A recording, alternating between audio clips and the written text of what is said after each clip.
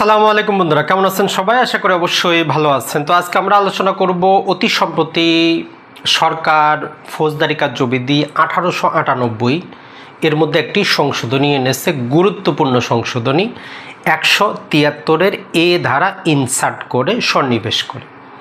তো এই 173-এর এ ধারাটা বিচার ব্যবস্থার ক্ষেত্রে কিছু ব্যক্তির জন্য খুবই উপকারী হবে, আবার কিছু কিছু ক্ষেত্রে এটা নিজেও আবার মামলার জট সৃষ্টি করবে। আবার কেউ কেউ মনে করবেন যে এইটা করাটা ঠিক হয় নাই। তো যাই হোক, প্রথমে আমরা দেখি যে আসলে তারা কি করেছে, তারপর আমরা সেই অনুপাতে বিশ্লেষণ করার চেষ্টা করব যে তার সুবিধা এবং অসুবিধা দুটাই কি। তো সর্বপ্রথমেই যখন একটা ফৌজদারি মামলা থানায় দায়ের হয়, যেটাকে আমরা বলি যে কগনিজেবল অফেন্স, অর্থাৎ শিডিউল অনুযায়ী ফৌজদারি কার্যবিধিতে বিভিন্ন অপরাধগুলো দুইটা ক্যাটাগরিতে ভাগ করা আছে। একটা হচ্ছে আমলযোগ্য, এটা হচ্ছে আমল অযোগ্য। আমলযোগ্য মামলা যখন থানায় দায়ের হয় তখন পুলিশ সেটাকে রেকর্ড করে এফআইআর করে তার ইনভেস্টিগেশন শুরু করে, ইনভেস্টিগেশন শেষ করে একটা রিপোর্ট জমা করে, যেইটা এই 173-এর অধীনে হয়ে থাকে। তাহলে নতুনটা জানার আগে পুরাতনটা একটু আমরা নেই। তাহলে একটা কগনিজেবল বা আমলযোগ্য মামলা অথবা অন্য কোনো মামলা আদালতের নির্দেশে ইনভেস্টিগেশন করে পুলিশ 154 থেকে যদি শুরু করে 173-এর মধ্যে নানা প্রকার নিয়ম কানুনের মধ্যে করার পরে 173-এর অধীনে একটা পুলিশ রিপোর্ট দেয়।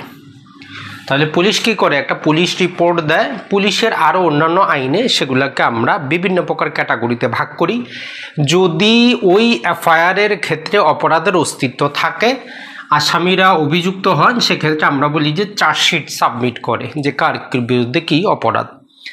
আর যদি ওই এফআইআরের ভিত্তিতে যেটা বলা হয়েছে বাস্তবে তার অস্তিত্ব না থাকে, অপরাধ সংঘটিত না হয়, তাহলে একটা ফাইনাল রিপোর্ট বা ক্লোজিং রিপোর্ট প্রদান করে বা চূড়ান্ত প্রতিবেদন সাবমিট করে। এটা কখন করে? তার তদন্তটা শেষ হইতে। এটা 7 দিন, 10 দিন, 1 মাস, 2 মাস, অনেক সময় লাগতে পারে।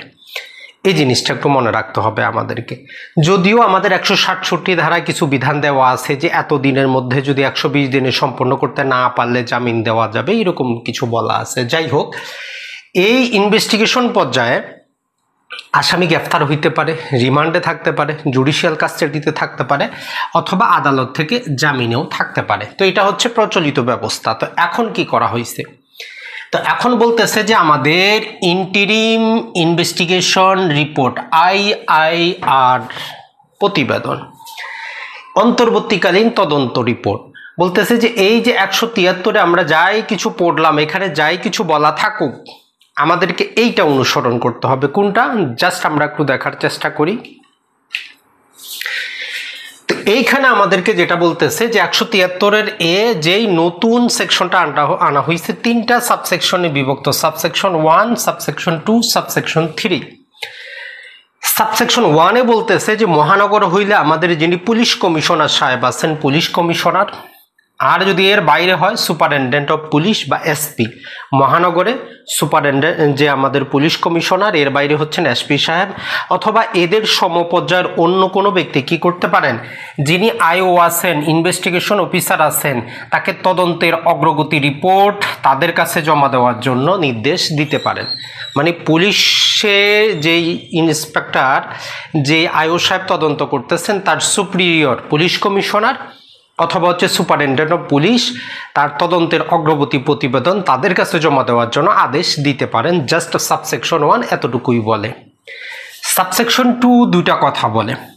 বলতেছে যে এখন এই জমা দেওয়ার পরে যদি পুলিশ কমিশনার অথবা সুপারিনটেন্ডেন্ট অফ পুলিশ অথবা সমপর্যায়ের অন্য কোনো ব্যক্তি রিপোর্টটা দেখার পরে মনে হয় যে আসামিদের বিরুদ্ধে বা কোনো একজন আসামির বিরুদ্ধে ইনসাফিসিয়েন্ট এভিডেন্স, পর্যাপ্ত কোনো তথ্য উপাত্ত নাই, এরকম যদি হয়, তাহলে ওই আয়োগকে নির্দেশ দিতে পারে যে এই রিপোর্টটা, অন্তর্বর্তী রিপোর্টটা ম্যাজিস্ট্রেটের কাছে জমা প্রদান করার জন্য। তাহলে একটা কাজ চলে গেল।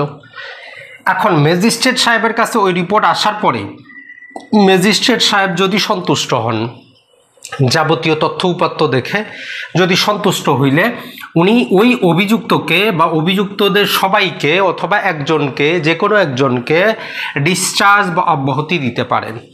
এখন এই আইনের ভাষায় 3টা শব্দ ব্যবহৃত হয়, একটা হচ্ছে খালাস, একটা হচ্ছে ডিসচার্জ, একটা হচ্ছে রিলিজ।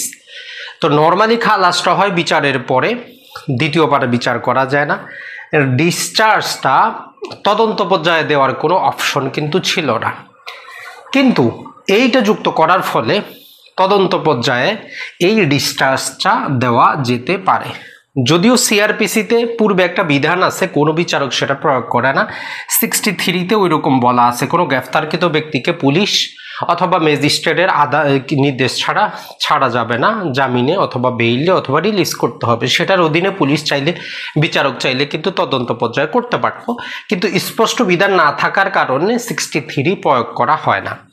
তো এখন এই ডিসচার্জ বা অব্যাহতি দিতে পারে। তো আপনি বলবেন যে ভাই ব্যক্তি তো জামিনেও থাকতে পারে, তো ডিসচার্জ আর জামিনের মধ্যে পার্থক্যটা কি? তো এই যে ডিসচার্জ মানে হচ্ছে যে আসলে আপনি সাধারণ ব্যক্তি, আপনার বিরুদ্ধে কোনো অভিযোগ নাই, এফআইআর নাই, আপনি সব কাজ করতে পারবেন, কেউ আপনাকে বলতে পারবে না আপনি অভিযুক্ত।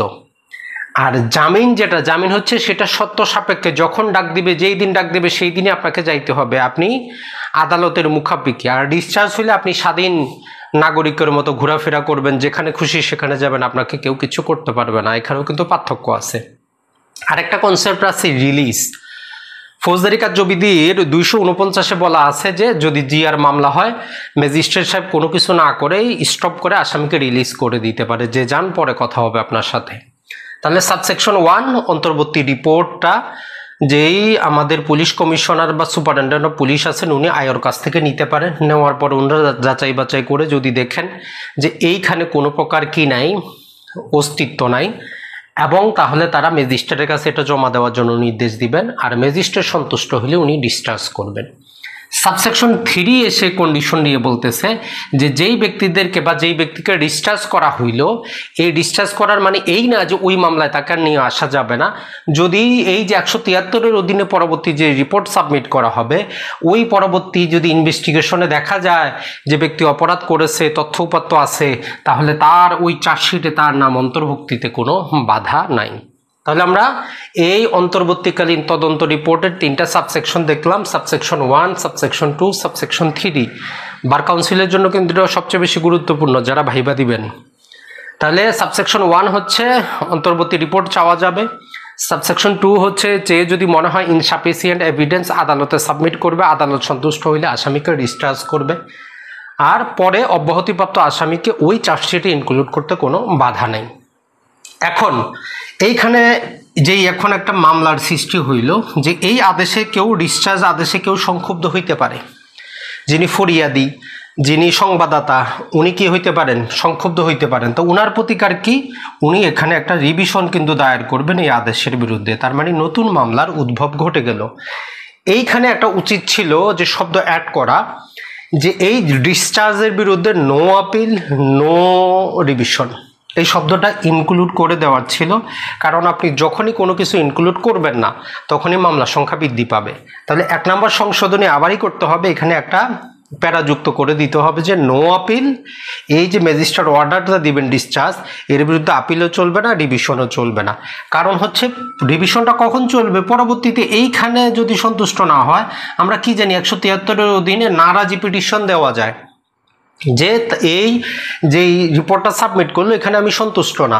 তো এইখানে এখন একটা নতুন মামলার উদ্ভব ঘটবে, আপনি কাউকে আটকাইতে পারবেন না। আপনি আইনের লেকুলার তৈরি করছেন, মামলার জ্বর বাঁধাইছেন। সুবিধা কার, যাদের টাকা পয়সা আছে। কারণ আর এটা তো আর এই যে ওসি সাহেব ওনারা তো আর আল্লাহর ফেরেস্তা না, ওনারা নিজে নিজে কাজটা করবেন না। নর্মালি হবে কি, এই যে 173-এর এর সাবসেকশন 2 এর অধীনে আদালতে একটা দরখাস্ত যাবে ম্যাজিস্ট্রেটের কাছে, বলবে যে আমার আসামির বিরুদ্ধে কোনো তথ্য উপাত্ত নাই, পুলিশকে বলেন রিপোর্টটা সাবমিট করতে। তো পুলিশ, এই ম্যাজিস্ট্রেট কি করবে, কমিশনারকে আদেশ দিবে, কমিশনার তখন এদের কাছ থেকে নিয়ে এটা সাবমিট করবে, তার পরবর্তীতে এখান থেকে ডিসচার্জটা হবে।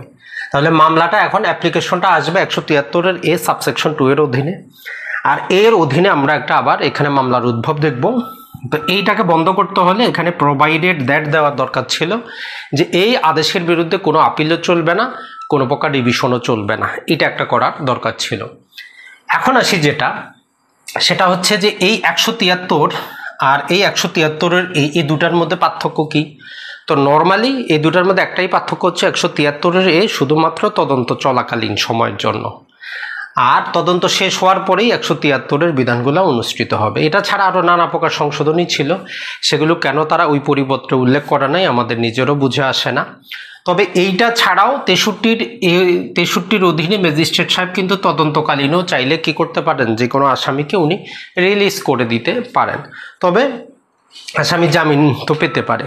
এখন এই বিধানটা যেহেতু বাংলাদেশে কার্যকর, এখন এই যে স্বৈরাচারী হাসিনার যে সমস্ত লেসপেন্সারের বিরুদ্ধে মামলা চলতেছে, তো এরা তো সবাই এর অধীনে পিটিশনটা দিবে, লাভটা আপনার হইল কি? তো যাই হোক, আইনটা ছিল জাস্ট আপনাদের সামনে আমরা তুলে ধরলাম।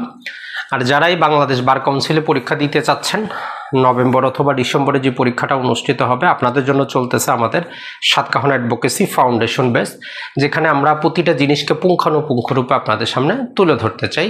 আপনারা অবশ্যই অংশগ্রহণ করবেন। অলরেডি ইউটিউবে আমাদের অসংখ্য ভিডিও দেওয়া আছে। আসসালামু আলাইকুম।